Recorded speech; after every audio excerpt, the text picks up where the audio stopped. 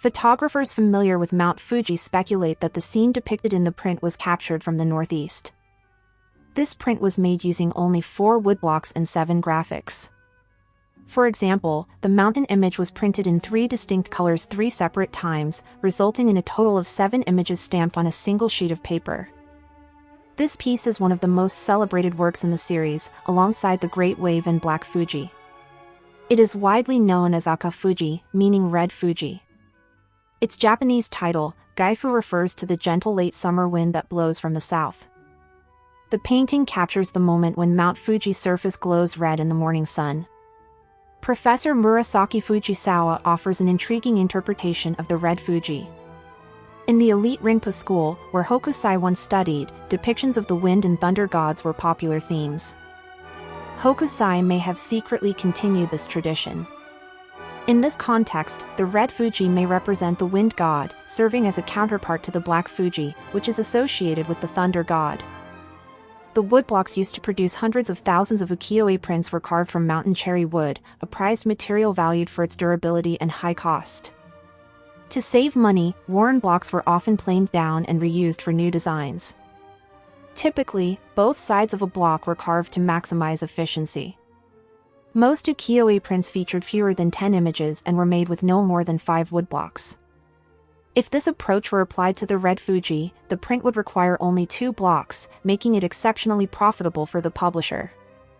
Hokusai's background likely enabled him to create this kind of efficient yet striking design.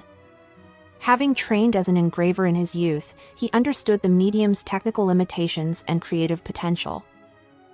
There is one extremely rare print whose value becomes apparent when its production process is understood. Commonly known as Ao Fuji, or Blue Fuji, it is a subtle variation of the famous Red Fuji. Only 7 copies are known to exist today. The details surrounding its creation are unclear.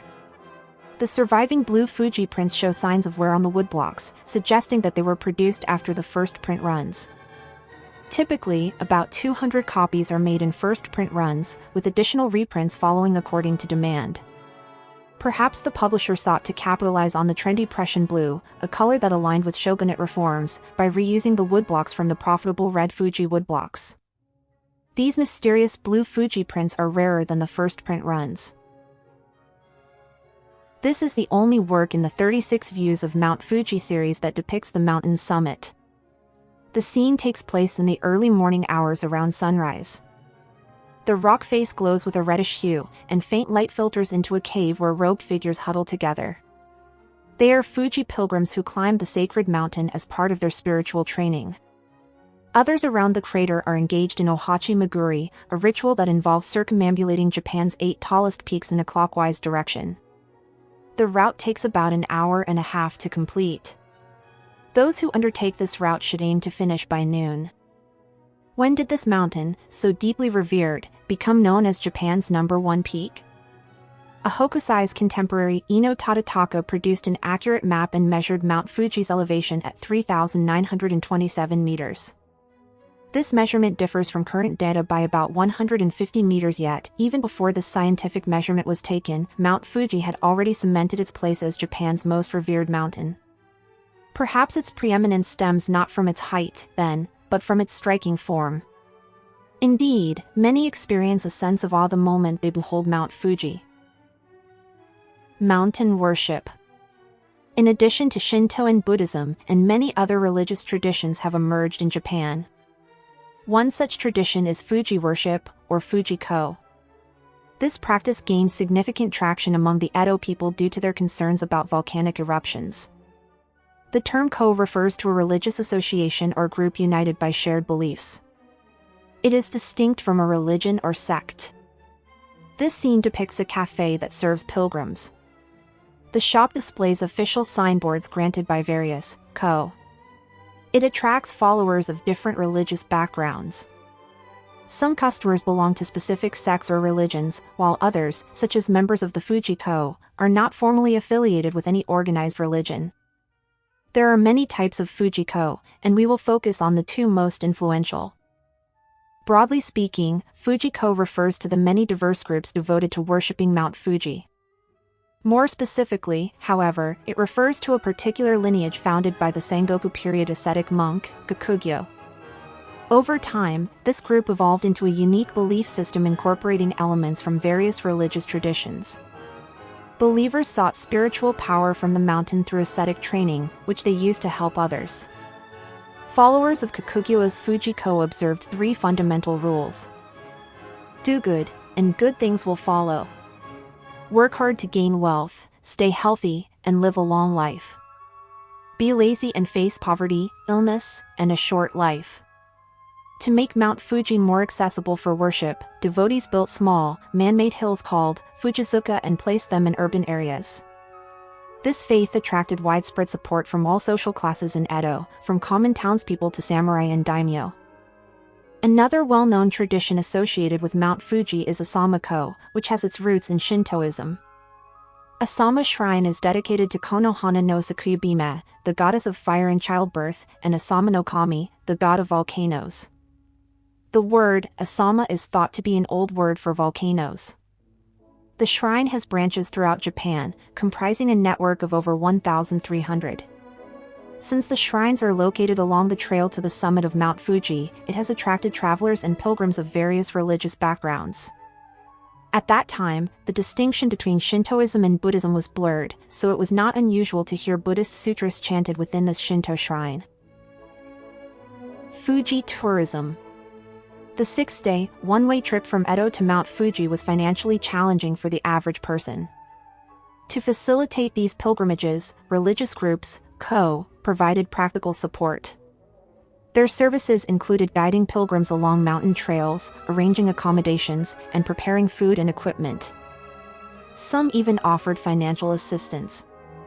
Specialized tour consultants, called oshi, guided pilgrims and provided these invaluable services. In recent years, Mount Fuji has experienced a surge in global interest, attracting large numbers of tourists from around the world. Unfortunately, this influx has led to environmental degradation and exacerbated social problems. Many people mistakenly assume that the climb is easy when they see children and elderly people among the crowds.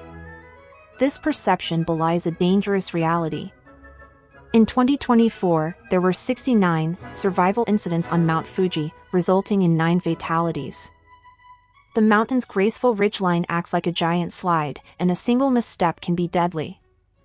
Some attempt the nearly 4,000-meter ascent in everyday attire, such as t-shirts and sandals, without proper preparation. Several of these attempts have tragically resulted in exposure-related deaths. Mount Fuji demands meticulous planning and thorough preparation. Climbing Fuji is not merely a way to fill a gap in one's schedule. Those who want to climb it should do so with a great deal of awareness, responsibility, and deference. Passing by the south exit of Shinjuku Station, we're heading to Lake Suwa, known for the God's Footprints phenomenon along the Nakasendo. Our route will take us along the Koshikaido, a major highway from the Edo period that ran parallel to the Tokaido and Nakasendo. Along the way, we'll enjoy the historic landscapes visible from the northern side of Mount Fuji. A subtle veil of mist hides the space between the pass and the mountain. This draws the viewer's attention to the human figures in Mount Fuji, the focal point of the scene. Using only 3 colors, white, indigo, and brown, Hokusai illustrates how the mountain's appearance changes with elevation. Travelers and packhorses ascend a lush slope. At the height of the pass, some pause to admire the distant, majestic peak. Although packhorses, ox carts, and ox carriages have been used in Japan for a long time, horse-drawn wagons never became widespread. To carry multiple people, special saddles were designed to carry 2 or 3 riders. But they had weight limits and could not fit 3 adults. When horse travel was necessary, arrangements were made through the Toyaba, the core posting facilities of each post town. This spot, located midway along the Koshikaido, was renowned for its views of Mount Fuji. However, there is no record of Hokusai ever visiting, and the exact location he portrayed remains uncertain. In contrast, his contemporary, Hiroshige, illustrated this pass as rugged. Hiroshige depicted the nearby Saruhashi Bridge in another work. This suggests that he may have been inspired by the scenery in the area. Mount Fuji, beloved by many, boasts several nicknames reflecting its different appearances from various viewpoints. The reflection of Mount Fuji in the lake, for example, is famously known as Sakasa Fuji or Upside Down Fuji. This particular scene is set at Lake Kawaguchi. Interestingly, however, the reflection depicted isn't perfectly symmetrical. This might be why. Near Misaka, on the mountain path toward Lake Kawaguchi, there's a well-known spot. From there, one can observe Hishi Fuji or Rhombus Fuji. Unlike upside-down Fuji, Hishi Fuji is not a water reflection. Rather, it's a parallelogram formed by the mountain's contours. Perhaps Hokusai was inspired by this very place, blending the water reflection with the mountain's topography. After all, Hokusai once told his students to compose paintings based on geometric patterns. Furthermore, he does not treat the reflection on the lake as a mere visual echo. The Mount Fuji depicted above is presented as a summer landscape, with its bare slopes revealing the mountain's rugged surface. In striking contrast, the reflected Fuji is snow-capped, unmistakably suggesting winter.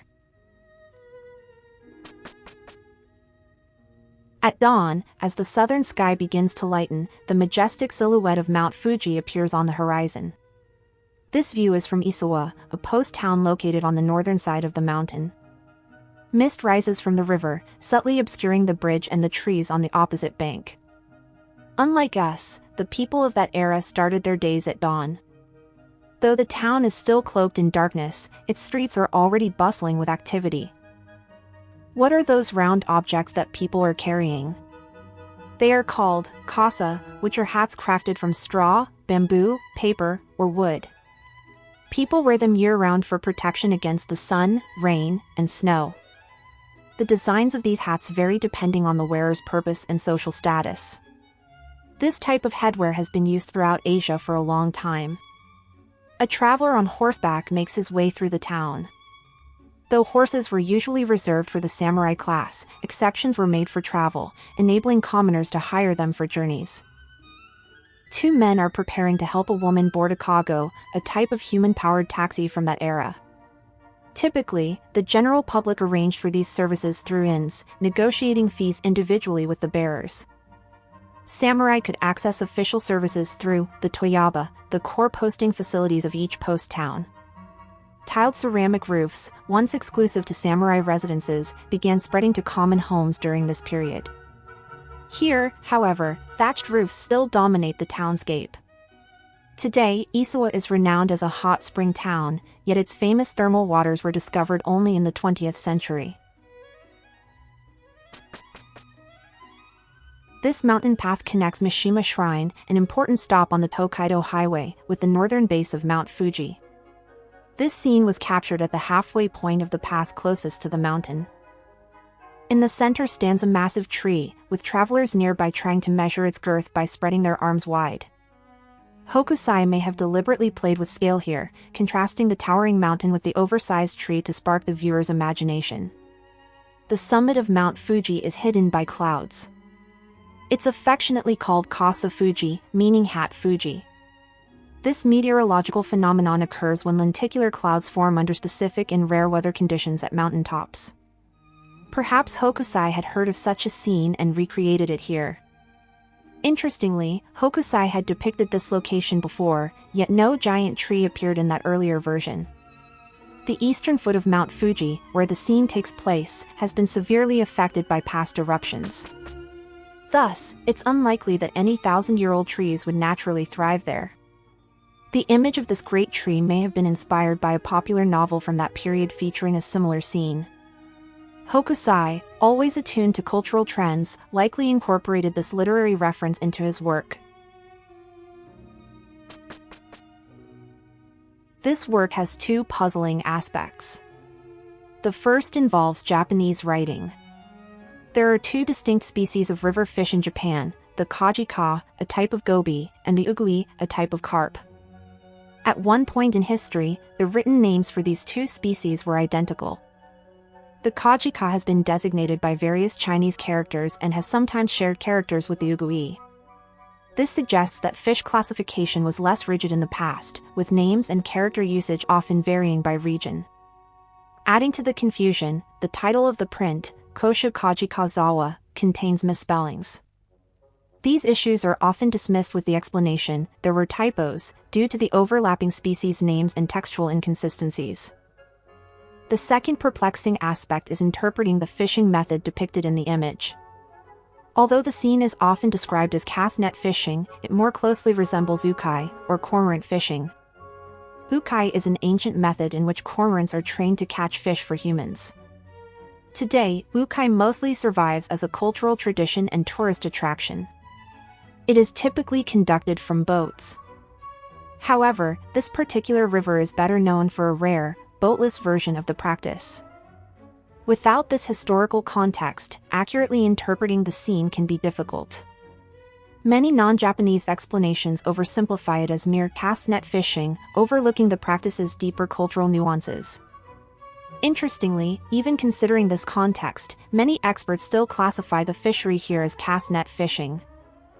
We have pointed out some minor issues, but for Hokusai, these must have been trivial. As you know, he prioritized artistic expression over strict realism. In this image, a fisherman stands dramatically on a sharply protruding rock, pulling in his fishing lines, while his son waits nearby, guarding a fish basket. The figures are deliberately arranged in a triangular composition that echoes the silhouette of Mount Fuji. Simply incorporating geometric patterns does not inherently make a work compelling. In this piece, however, the masterful balance achieved through these elements imparts a striking sense of harmony. Consequently, it stands as one of the most highly acclaimed works in the series. Regarding its acclaim, the first print runs were rendered entirely in shades of blue. This distinctive choice was made possible by the recent import of Prussian blue, a synthetic pigment. This innovation enhances the work's visual impact, rarity, and artistic value. Mount Fuji emerges from the mist. This area lacks tall peaks, but the surrounding rocky, steep mountains are reminiscent of traditional Chinese ink paintings. By assembling and reimagining key regional elements, Hokusai transformed the scene into something powerful and invigorating. Below, the river surges with palpable energy, and the churning of its waves is almost audible. Its size and power more closely resemble those of the main stem of the Fuji River than a smaller tributary like this Minobu River. Despite the mountainous terrain, the painting depicts bustling activity, with peddlers carrying goods and travelers coming and going. This vitality centers on Kuanji, a major temple founded by Nichiren, a monk who lived during the Mongol invasions. Nichiren was a combative figure who rejected formal sutra and Zen practices, sparking religious conflict. Shortly before the Mongol Empire launched its invasion, he predicted Japan's downfall. The invasion fulfilled his prophecy and raised his holy sixth sense and fame. Hokusai's wish. In the same year that Hokusai finished his Ukiyo-e series 36 Views of Mount Fuji, he released its sequel, 100 Views of Mount Fuji. This monochrome picture book contains 102 illustrations. Through this work, Hokusai showcased his artistic evolution and expressed his aspirations for the future. He recorded these wishes when he was 75 years old.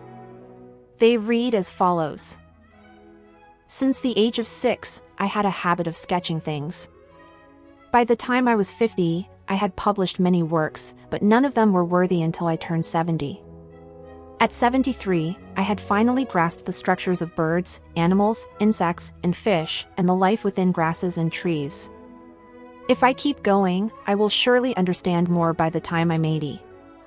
By the time I'm 90, I will have mastered the secrets of art. By the time I'm 100, I will have reached a divine level. In 100 decades, I will be able to draw every point and line as if they were alive. O God of longevity, let these words of mine not be false. Perhaps he wished upon the sister of Konohana no Sakuyabime. As he wrote, Hokusai dreamed of his paintings coming to life. If he were alive today, he might have become a great animator, breathing life into his drawings on screen. Japan is world-renowned for its manga, anime, and video games. But did you know that these art forms have their roots in ukiyo-e? Ukiyo-e flourished during the peaceful samurai era, when commoners experienced modest prosperity for the first time. Rather than focusing on the elite, ukiyo-e captured everyday moments, providing the public with a vivid and accessible form of entertainment. For 400 years, this culture of drawing and culture of appreciating art laid the foundation for Japan's modern creative expressions. Although styles change, the spirit behind them continues to inspire new generations of artists.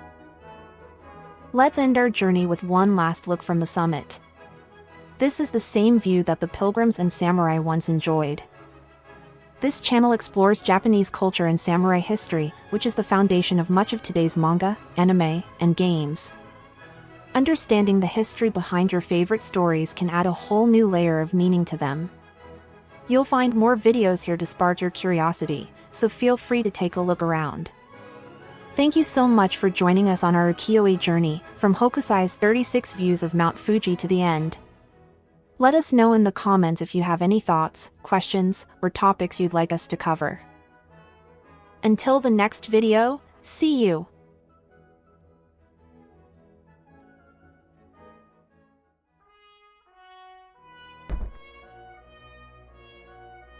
Help motivate us to make more videos by liking and subscribing. Thank you for watching!